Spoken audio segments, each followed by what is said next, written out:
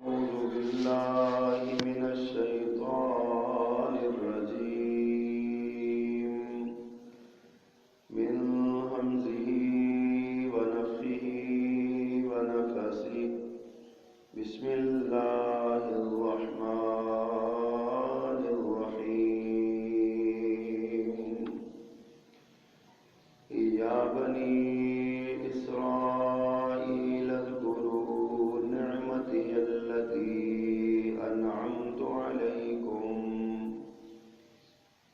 أنعمت عليكم وأوفوا بعهدي أوف بعهدكم وإياي فارهبون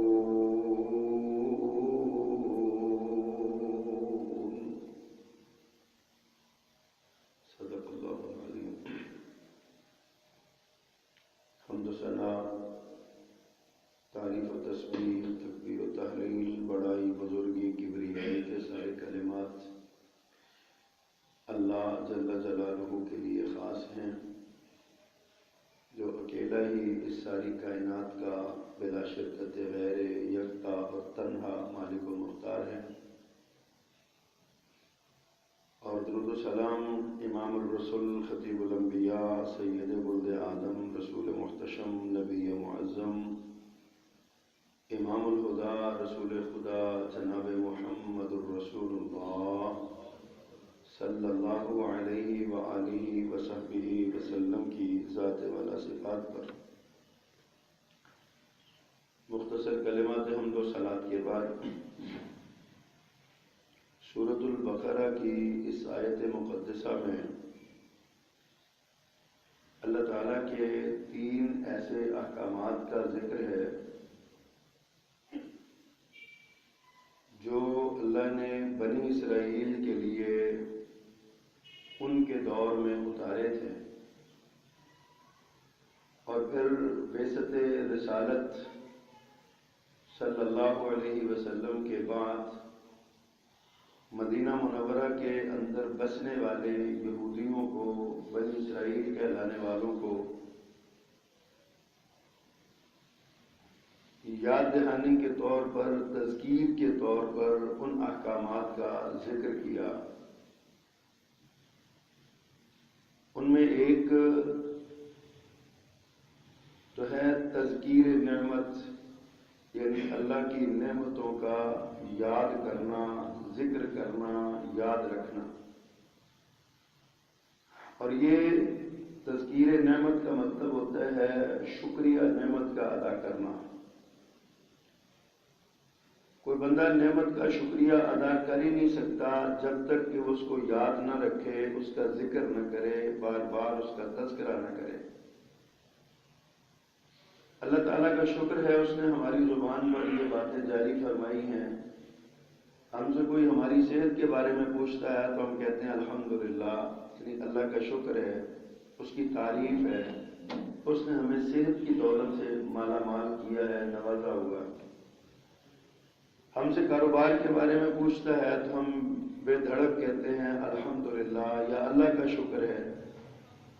یہ اصل میں تذکیر نعمت دراصل شکریہ ہوتا ہے، شکران نعمت ہوتا ہے۔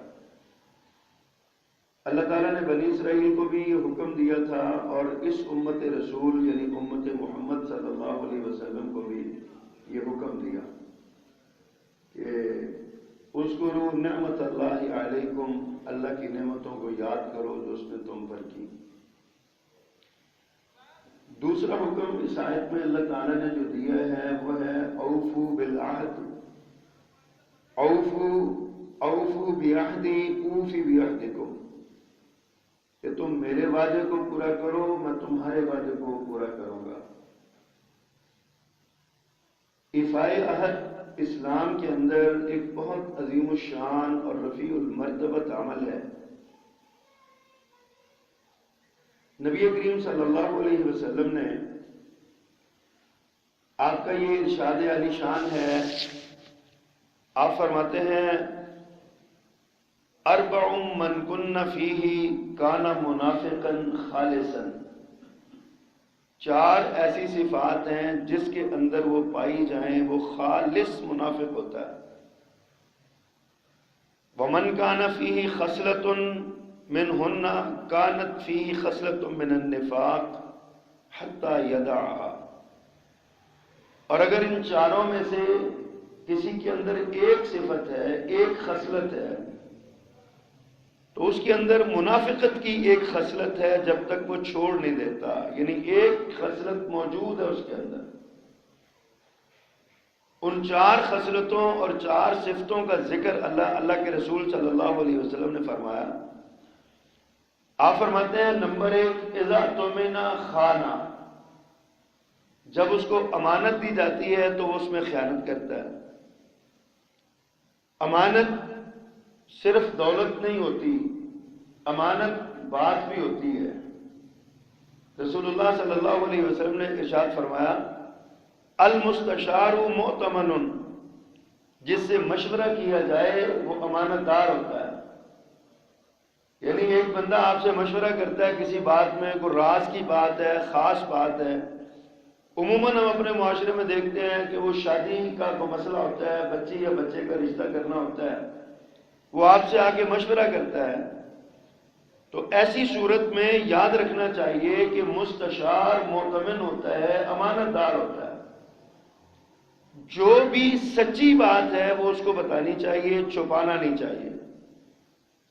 اور اگر کوئی شخص اپنے دل کی بات آپ سے اظہار کرتا ہے تو اس کا ڈھنڈورا نہیں پیٹنا چاہیے. گھروں میں لڑائیاں ہو جاتی ہیں، جھگڑے ہو جاتے ہیں، میاں بیوی کے درمیان تنازع پیدا ہو جاتا ہے.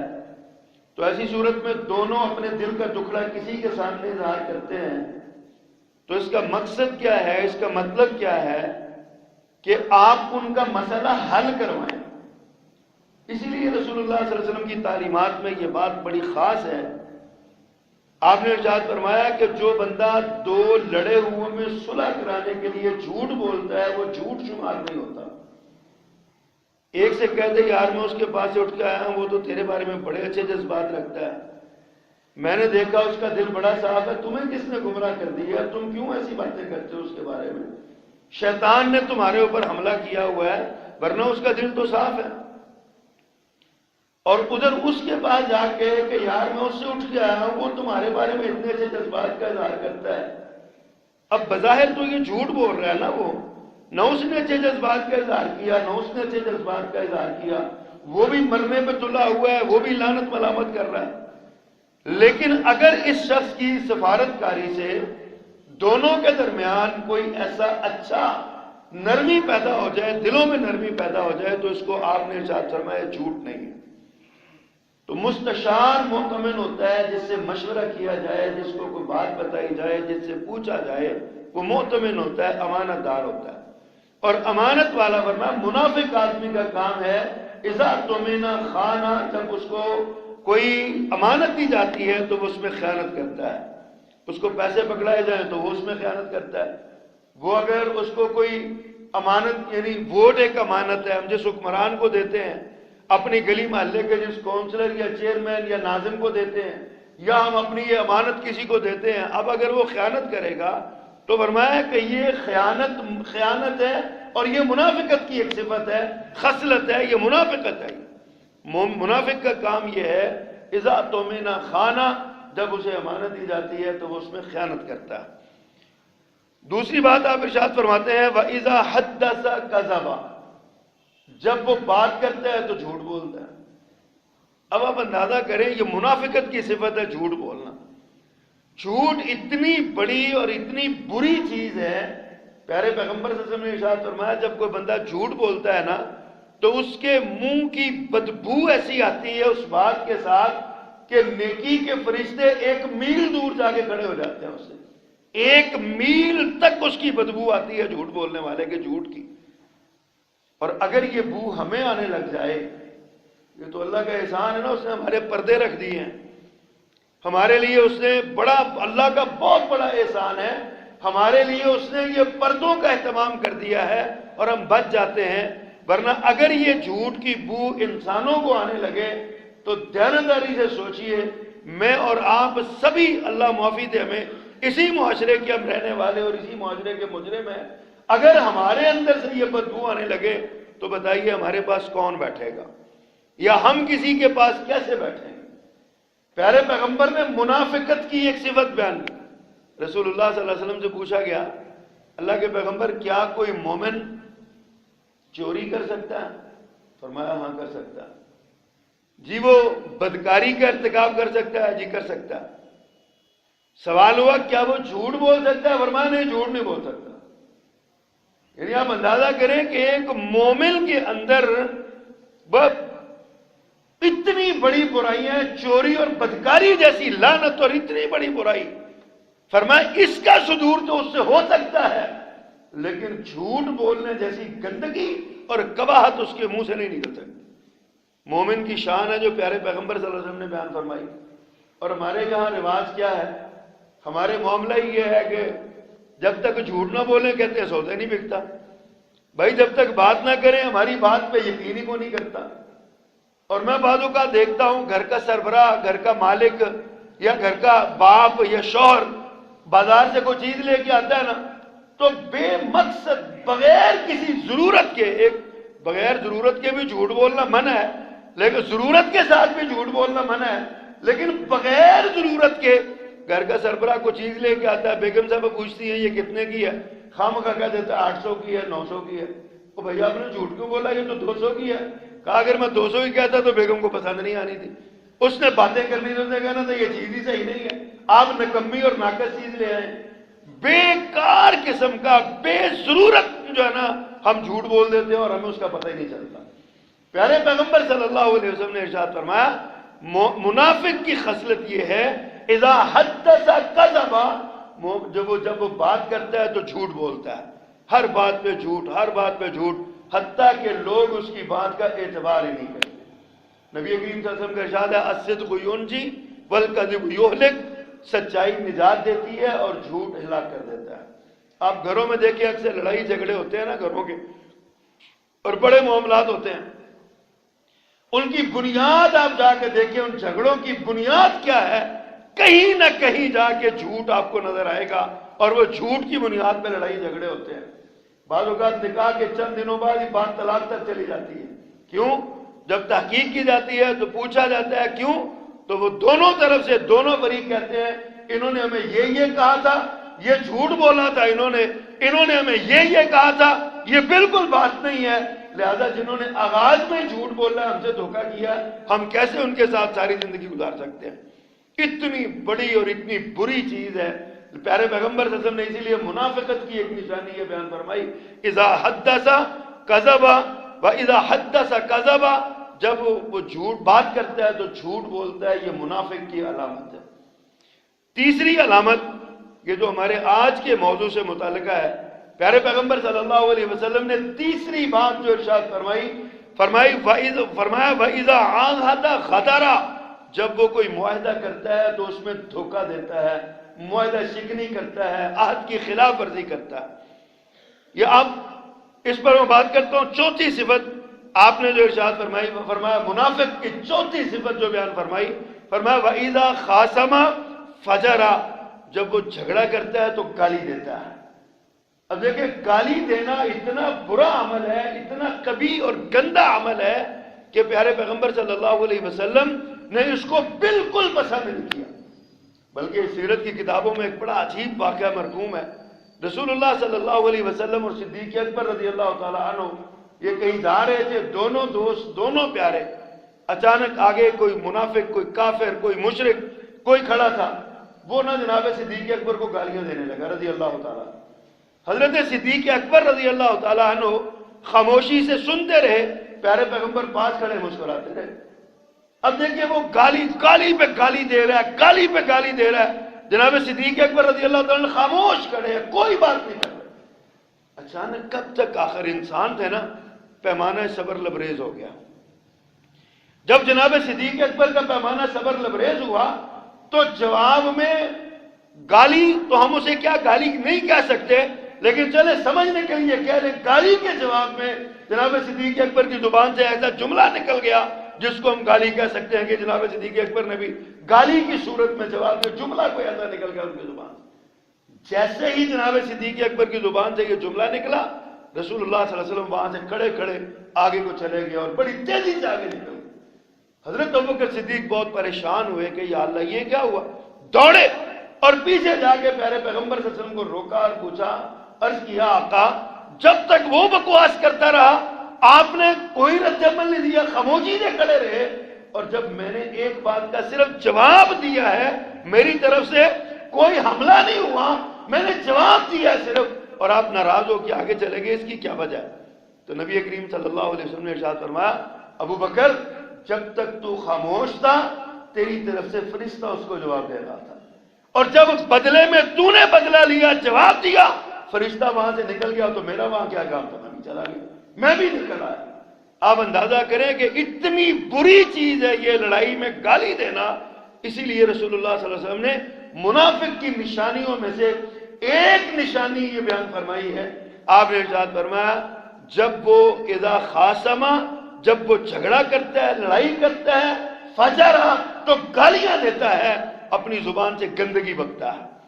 آج آپ دیکھیں مارکیٹوں میں چلے جائیں، ذرا سا مزاج کے خلاف بات ہو گئی، طبع کے خلاف بات ہو گئی، ذرا سا خلاف مزاج کوئی کسی ملازم سے ہو گیا، کسی آنے والے گاہک سے ہو گیا، کسی دکاندار سے ہو گیا، کسی بیپاری سے ہو گیا، اس کے بعد جس کے پاس تو چار پیسے ہیں، جس کا روب ہے، جو بڑا ہے، پھر اس کی زبان دیکھنے والی ہوتی ہے، کیسی کیسی زبان استعمال کرتا ہے، انتہائی گندی اور غلیظ زبان استعمال کرتا ہے۔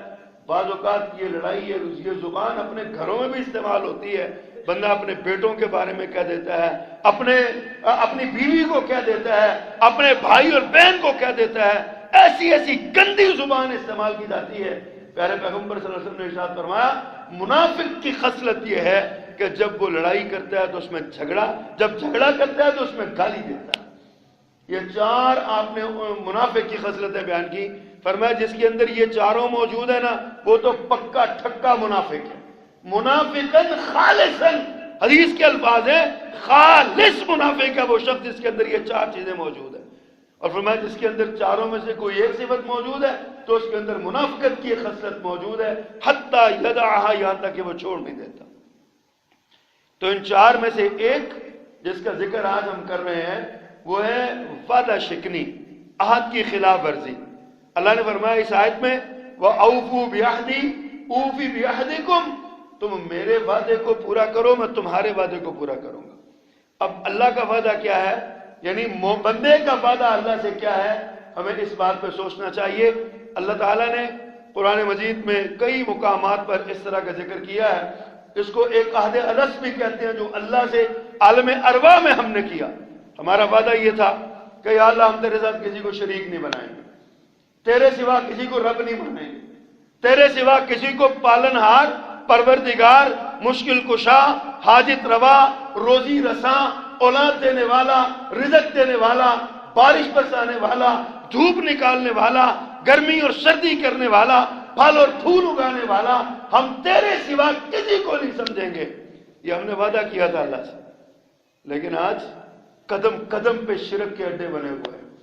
کوئی شہر ایسا نہیں ہے اسلامی ممالک میں بھی، کوئی شہر ایسا نہیں ہے سوائے سعودی عرب کے کہ جس میں جگہ جگہ پہ شرک کے اڈے نہ قائم ہوئے، دربار بنے ہوئے ہیں، مزار بنے ہوئے ہیں، اور وہ جو دنیا میں سر درد کے علاج کے لیے ڈسپرین یا پیناڈول گولی کا محتاج تھا، جو خود بے اولاد تھا، مرنے کے بعد وہ اولاد بھی دینے لگتا ہے، مریضوں کو شفا بھی دینے لگتا ہے، لوگوں کے رکے ہوئے رزق کو بھی جو ہے نا وہ دینے لگتا ہے۔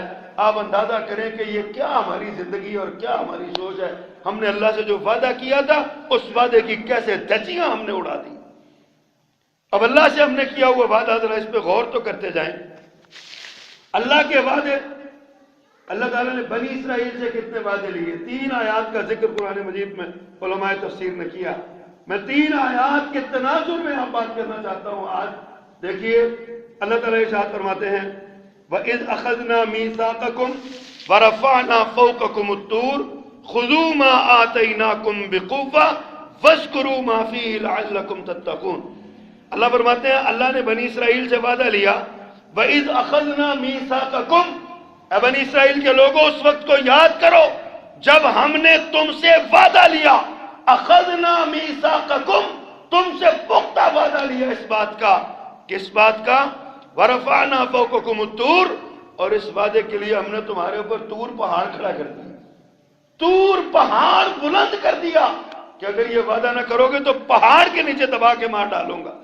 اتنا سخت وعدہ لیا، اتنا پکا وعدہ لیا، کس بات کا؟ خذوا ما آتیناکم بقوہ، جو تمہیں حکم دیا گیا ہے، جو کتاب دی گئی ہے، اس کو مضبوطی سے پکڑو، طاقت سے پکڑو، یعنی تورات کو پکڑو۔ تورات کو پکڑنے سے مراد کیا ہے؟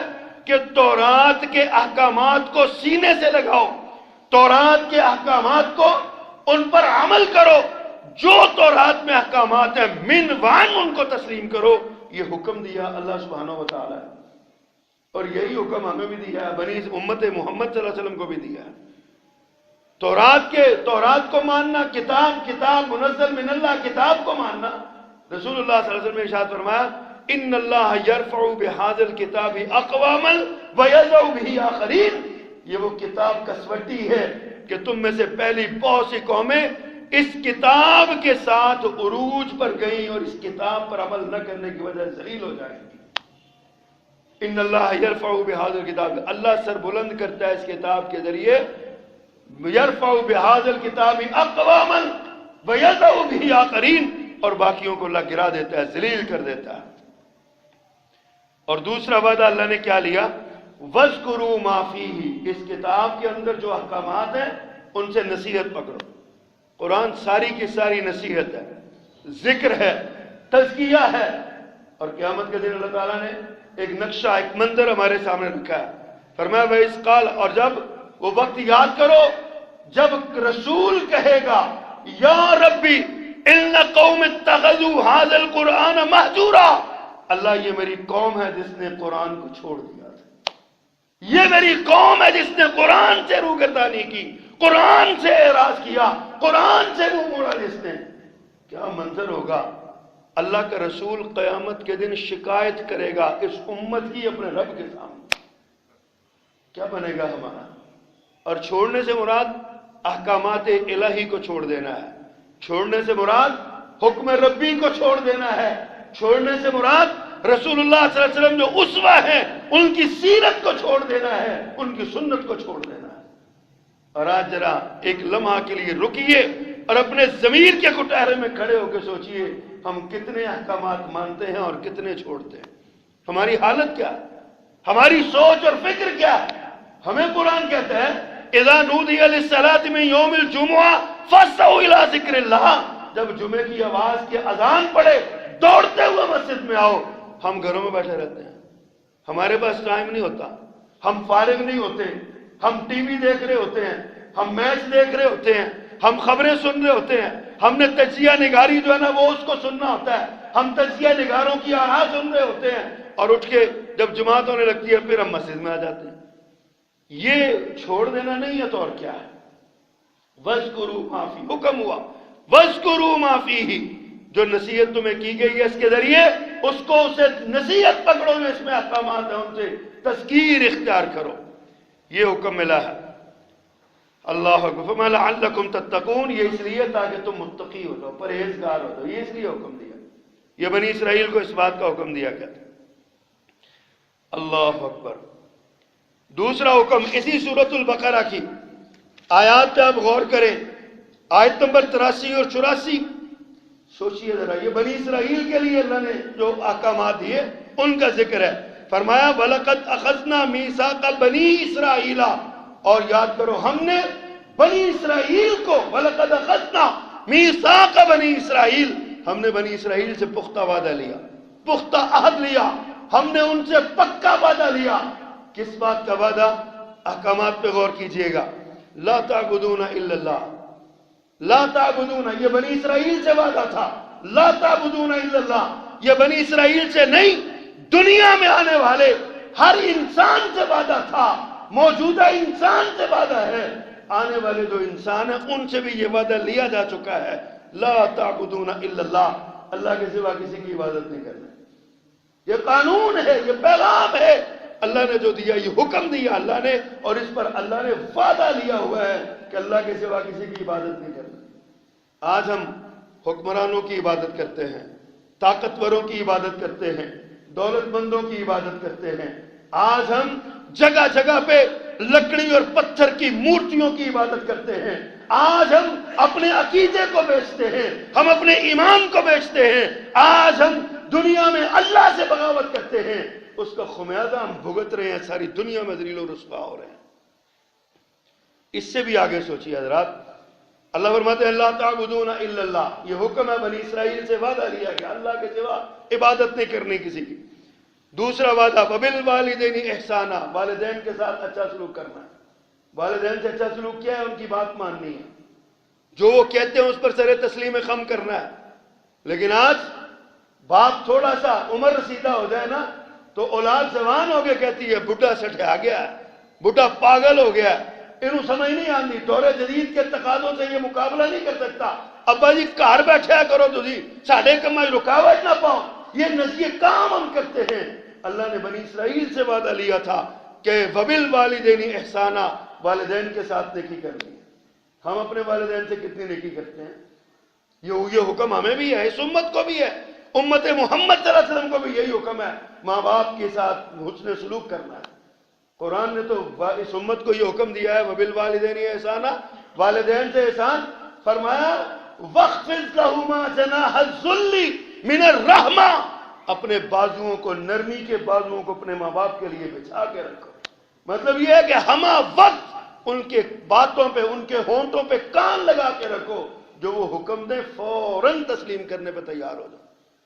اگر والدین کے احکامات کو تسلیم نہیں کرو گے تو اللہ سے کیا ہوا وعدہ توڑ ڈالو گے، اور یہ وعدہ توڑنا منافقین کی نشانی ہے، اور منافقین کا انجام ان المنافقین فی الدرک الاسفل من النار، قرآن نے کہا ہے منافق جہنم کے اس طبقے میں، نچلے طبقے میں ہوں گے جہاں پہ شاید ابو جہل بھی نہیں ہوگا، اس سے بھی نچلے طبقے میں یہ منافق ہوگا۔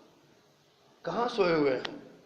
وبالوالدین احسانا وذی القربى والیتامی والمساکین، فرمایا قریبیوں سے، یتیموں سے، مسکینوں سے اس نے سلوک کرو۔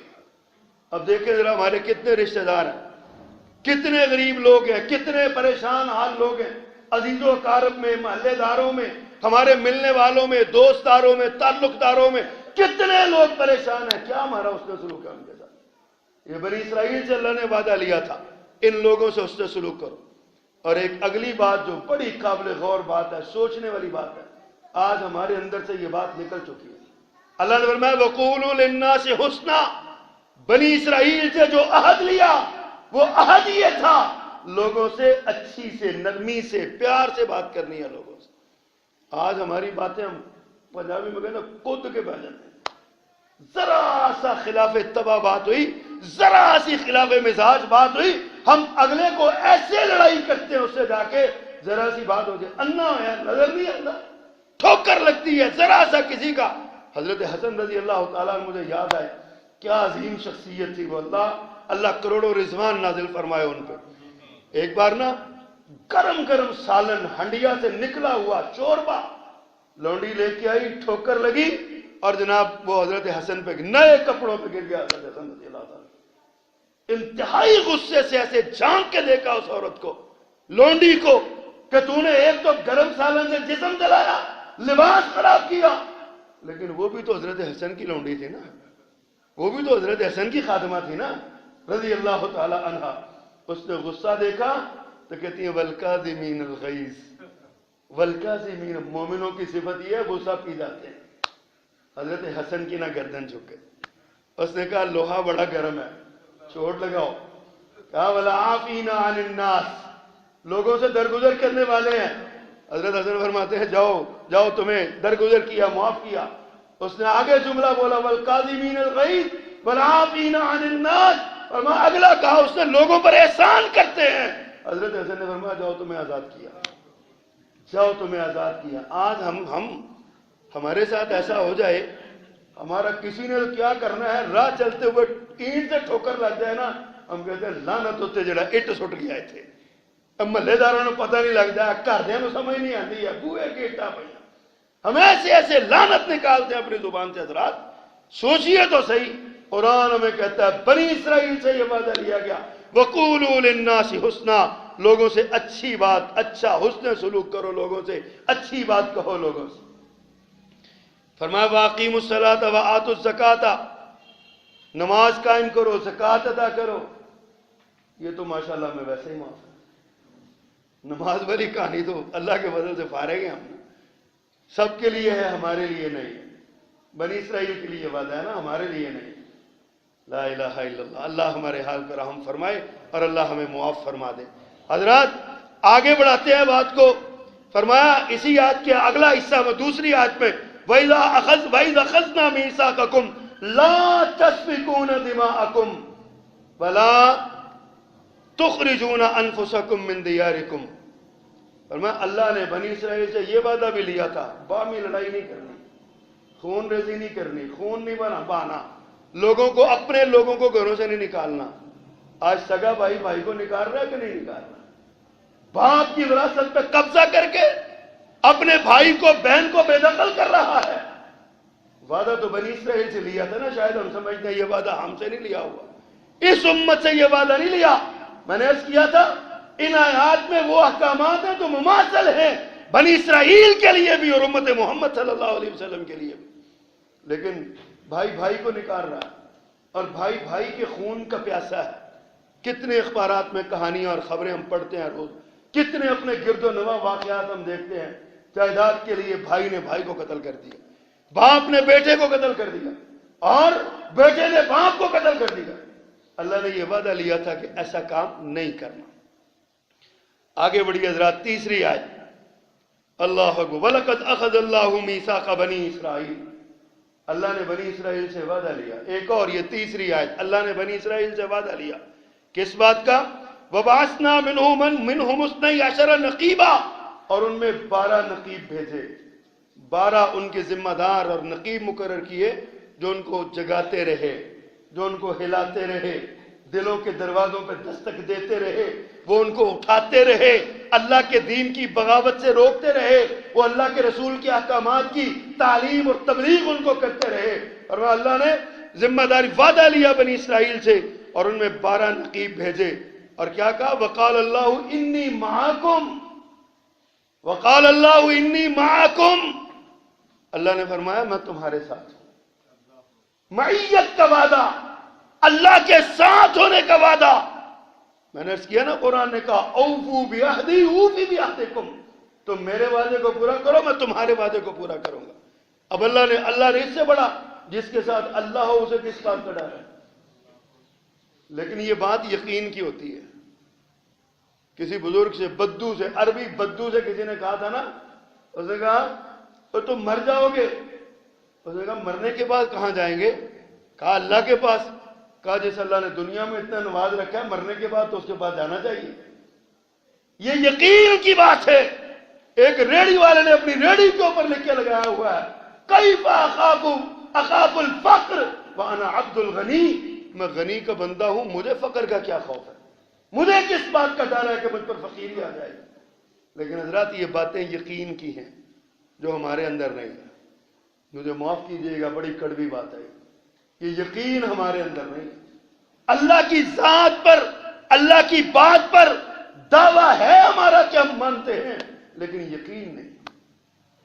वरना कैसे हो सकता है? जिसके साथ अल्लाह उसे किस बात का डर है? अल्लाह फरमाते हैं काल अल्लाहु वकाल अल्लाहु इन्नी माअकुम, लेकिन कब? अल्लाह फरमाते हैं मैं तुम्हारे साथ हूं, लेकिन कब? अगली शर्तें सुन लें। लइन अक़मतुमुस सलाता व आतयतुमुज़ ज़काता व आमनतुम बिरुसुली व अज़्ज़रतुमूहुम व अक़रज़तुमुल्लाह क़र्ज़न हसना। 5 काम फरमाया, 5 शर्तें पूरी करो। अल्लाह वादा करता है कि मैं तुम्हारे साथ रहूंगा। 5 शर्तें पूरी करो।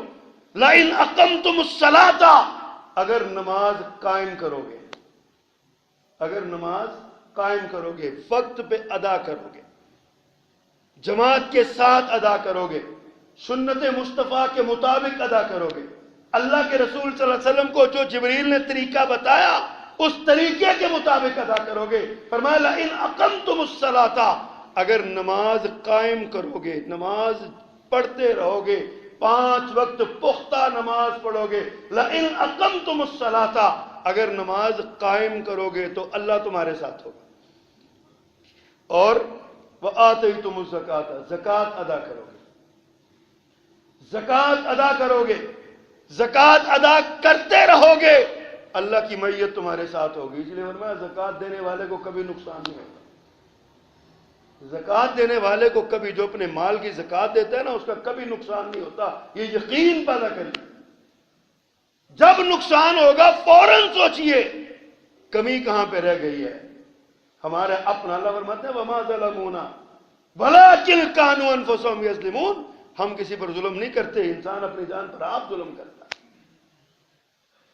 اللہ اکبر۔ فرمایا لئن اقمتم الصلاۃ وآتیتم الزکاۃ وآمنتم برسلی، جب تک تم میرے رسولوں پر ایمان رکھو گے، اور ایمان کی علامت کیا ہے؟ رسول اللہ صلی اللہ علیہ وسلم کی بات کو ماننا، آپ کی اداؤں کو ماننا، آپ جیسا بننے کی کوشش کرنا، آپ نے جو اعمال کیے ان اعمال کو کرنا، آپ جس طرح سوئے ویسے سونا، آپ جس طرح اٹھے ویسے اٹھنا، آپ نے جس طرح تجارت کی ویسے تجارت کرنا، آپ نے جس طرح کاروبار کیا ویسے کاروبار کرنا، آپ نے جس طرح رشتہ داریاں نبھائیں ویسے رشتہ داریاں نبھانا، آپ نے جن بنیادوں پہ رشتہ داریاں بنائیں ان بنیادوں پہ رشتہ داریاں بنانا۔ آج ہماری رشتہ داریاں بنائی جاتی ہیں نا تو دیکھا جاتا ہے لڑکے کا مال کیا ہے، لڑکے کے پاس دولت کتنی ہے، اور لڑکی والوں کے پاس لڑکی کا باپ دے کیا کیا سکتا ہے۔ جہیز کے نام پہ یہ جو لعنت ہم نے اپنے گلے پہ مسلط کی ہوئی ہے، اپنے جسموں پر مسلط کی ہوئی ہے، اپنے معاشرے پر بیٹیوں کی بالوں میں سفیدی آ جاتی ہے، بوڑھا باپ بیٹی کی ضرورتیں پوری نہیں کر سکتا، اور وہ پھر منتیں کرتا ہے، زکاتیں مانگتا ہے، خیراتیں مانگتا ہے، لیکن لینے والوں کو شرم نہیں آتی کہ زکات اور خیرات کے پیسے ہمارے گھر آ رہے ہیں۔ آج ہم نے سنت رسول کو چھوڑا ہوا ہے۔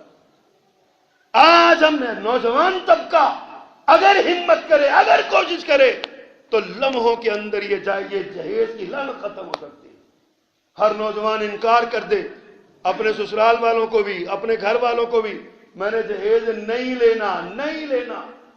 خدا کی قسم اٹھا کے کہتا ہوں، آپ اس عزم کے ساتھ انکار کر دیں، میرا رب اتنا نوازے گا آپ کو، اتنا نوازے گا کہ آپ سوچ بھی نہیں سکتے ہیں۔ بچی کے باپ نے کیا دینا ہوگا جو اللہ آپ کو عطا کر دے؟ بات پھر وہی ہے، یقین نہیں۔ سارے جب لینے کی باری آتی ہے سب گردن جھکایا جی تینوں دیتا ہے نا، جب دینے کی باری ہے تو بڑی لعنت ہے بھئی، یہ سارا جہیز لعنت مسلط کی تھی سر۔ جب دینے کی باری ہے پھر لعنت، لینے کی باری آئے تو باپ کی بھی گردن جھک جاتی ہے، بیٹے کی بھی جھک جاتی ہے، چلو جی تجھے اپنی تینوں دینا، جو دے دو گے ٹھیک ہے۔ بھئی کیوں دے دیں گے وہ؟ اللہ تعالیٰ نے یہ شوہر کی ذمہ داری لگائی ہے کہ وہ کپڑے بھی مہیا کرے، وہ خوراک بھی مہیا کرے، وہ رہائش بھی مہیا کرے، یہ شوہر کی ذمہ داری ہے۔ اگر وہ یہ نہیں کرتا تو آج ہمارے گھروں میں کیا ہوتا ہے، جتنا جہیز جتنا سامان پڑا ہوتا ہے سارا تو بیٹیاں بیچاری اپنی ضرورت کا تو لے کے آتی ہیں، شوہر کی پھپھیوں کے کپڑے، شوہر کی خالاؤں کے کپڑے، شوہر کی بھابھیوں کے کپڑے، شوہر کی بہنوں کے کپڑے، شوہر کی ماں کے کپڑے، شوہر کے بیوی کے، شوہر کے باپ کے کپڑے، شوہر کے رشتہ داروں کے کپڑے، یہ سارے بیچارے اس غریب باپ کے اوپر کس چیز کی ذمہ داری ہے؟ حضرات بات دور نہ نکل جائے، آمنتم برسولی، اللہ فرماتے ہیں میں تمہارے ساتھ ہوں، لیکن کب؟ جب تم میرے رسول پر ایمان لاؤ، اور ساتھ وعزرتموہم، جب اس رسول کی قوت کا باعث بنو گے، اس کی مضبوطی کا باعث بنو گے، جب اس رسول کے دین کو آگے پھیلاؤ گے، اس رسول کی باتوں کو آگے پہنچاؤ گے، اس رسول پر ایمان لاؤ، ایمان کے بعد ان کے دین کو آگے پہنچانا، دین کو مضبوط کرنا، دین کو طاقت دینا، یہ شرط ہے اللہ کی مدد اور اللہ کی معیت کی۔ اللہ اکبر۔ فرمایا وَأَقْرَضْتُمُ اللَّهَ قَرْضًا حَسَنًا، اور تم اگر اللہ کو قرض حسنہ دو گے، اے میرے مالک تو کتنا مہربان ہے، خود ہی ہمیں دیتا ہے، خود ہی کھلاتا ہے، خود ہی پلاتا ہے، خود ہی پہناتا ہے۔ اور مجھے بڑا مزہ آتا ہے وہ حدیث پڑھتے ہوئے، قیامت کے دن جب بندہ اللہ کی بارگاہ میں پیش ہوگا، اللہ فرمائیں گے میں بیمار تھا تو نے میری عیادت نہیں کی۔ اللہ اللہ اللہ، کیا بات! یہ میرے رب کی مہربانیاں ہیں، شفقتیں ہیں، انعام ہیں۔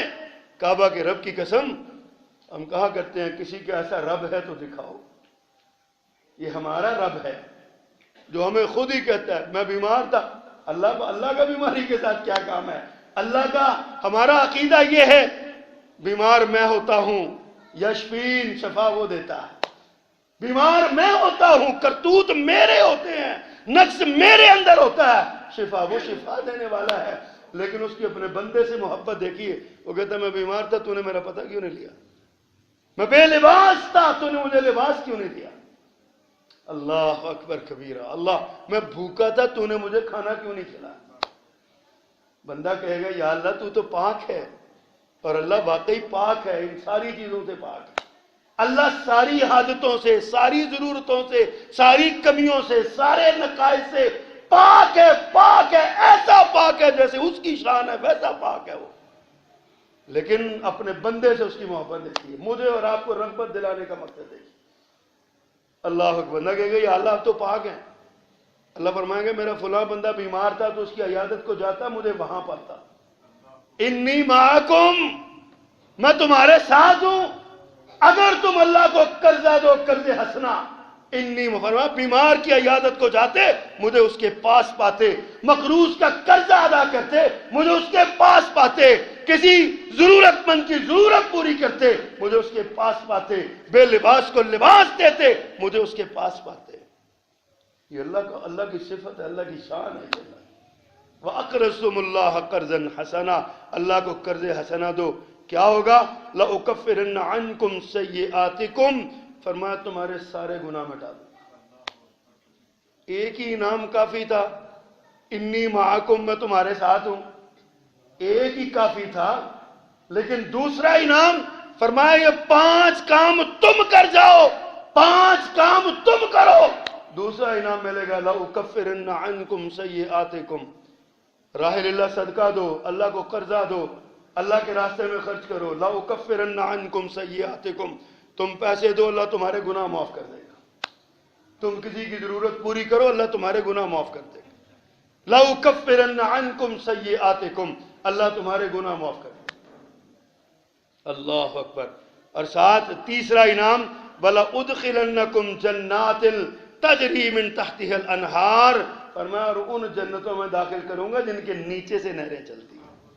محلات اوپر ہیں، نیچے نہر، نہروں کے اوپر محلات ہیں، سونے اور چاندی کے محلات، ایک اینٹ سونے کی لگی ہے ایک چاندی کی لگی ہے، لال و زمرد و یاقوت و مرجان فرش میں پڑے ہیں، کستوری گارے کی جگہ پر استعمال ہوئی ہے۔ مکان اتنا بڑا ہے، ایک سوار ایک دیوار سے چلے دوسری دیوار تک جانے کے لیے 500 سال لگ جائیں، اتنا بڑا محل۔ اللہ کہے گا جا میرے بندے یہ تیرا ہے، یہ تیرا ہے۔ وَأَقْرَضْتُمُ اللَّهَ قَرْضًا حَسَنًا، اللہ کو قرضہ دو، فرمایا لَأُكَفِّرَنَّ عَنْكُمْ سَيِّئَاتِكُمْ وَلَأُدْخِلَنَّكُمْ جَنَّاتٍ تَجْرِي مِن تَحْتِهَا الْأَنْهَارُ، ان کے نیچے سے نہریں چلتی ہیں، نیچے سے نہریں چلتی ہیں۔ اللہ اکبر۔ فرمایا کیا ہوگا؟ فَمَنْ كَفَرَ بَعْدَ ذَلِكَ، جو اتنے بڑے آفریں ملنے کے بعد بھی، اتنی بڑے انعامات کے اعلان کے بعد بھی اللہ کی ناشکری کرے، اللہ کا کفر کرے، انکار کرے، فَقَدْ ضَلَّ سَوَاءَ السَّبِيلِ، وہ سیدھے راستے سے گمراہ ہو گیا۔ اگلی آیت بڑی قابل غور ہے جو خلاصہ ہے سارے خطبے کا آج کا۔ اس سے اگلی آیت سورۃ المائدہ ہے یہ، اور یہ سورۃ المائدہ کی 12 اور 13 نمبر آیت، 13 نمبر آیت گھر جا کے پڑھیے گا، ذرا غور کیجیے گا۔ اللہ کیا فرماتے ہیں؟ اللہ فرمایا فَبِمَا نَقْضِهِمْ مِيثَاقَهُمْ، ان کے وعدوں کے توڑ دینے کی وجہ سے، اللہ نے جو وعدہ لیا تھا نا، ان وعدوں کے توڑ دینے کی وجہ سے، فَبِمَا نَقْضِهِمْ مِيثَاقَهُمْ، وعدوں کے توڑ دینے کی وجہ سے 2 سزائیں، فرمایا لعناہم، وعدوں کے توڑ دینے کی وجہ سے اللہ نے ان پر لعنتیں کی، لعنتیں کی، کثیر لعنتیں، لعناہم، ہم نے لعنتیں کی ان پر، وجعلناہم قلوبہم قاسیہ، وجعلنا قلوبہم قاسیہ، فرمایا ان کے دلوں کو سخت کر دیا، ایک لعنتیں پڑ گئی، ایک دل سخت ہو گئے۔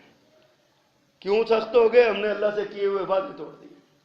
حضرات ذرا سوچئے تو صحیح، غور تو کیجیے۔ یہ خلاصہ ہے سارے خطبے کا۔ اگر وعدوں کو توڑو گے تو دل سخت ہو جائیں گے، جیسے آج سخت ہے۔ نہ حکمرانوں کو عوام کی ہمدردی، نہ عوام کے دل میں حکمرانوں کا پیار، نہ محلے داروں کی ایک دوسرے محلے داروں سے ہمدردی۔ مرد ہے تو مریض ہے، میں ہی کہہ رہا ہوں، اللہ نے مینو بنایا وہ واسطے اور کسی کو ٹوڑ جائے۔ قلوبہم قاسیہ، دل سخت ہو جاتے ہیں۔ حضرات دلوں کے پتھر ہونے کا سبب اللہ سے کیے ہوئے وعدوں کی نہ تکمیلی ہے، وعدے پورے نہیں ہم کرتے۔ جبکہ اللہ نے وعدوں کے بارے میں فرمایا، نبی کریم صلی اللہ علیہ وسلم تو ہر خطبے میں ارشاد فرماتے تھے، لا ایمان لمن لا امانت لہ ولا دین لمن لا عہد لہ۔ جو امانت دار نہیں اس کا ایمان نہیں ہے، اور جو وعدے کی پاسداری نہیں کرتا فرمایا اس کا کوئی دین نہیں، اللہ کو کچھ قبول نہیں۔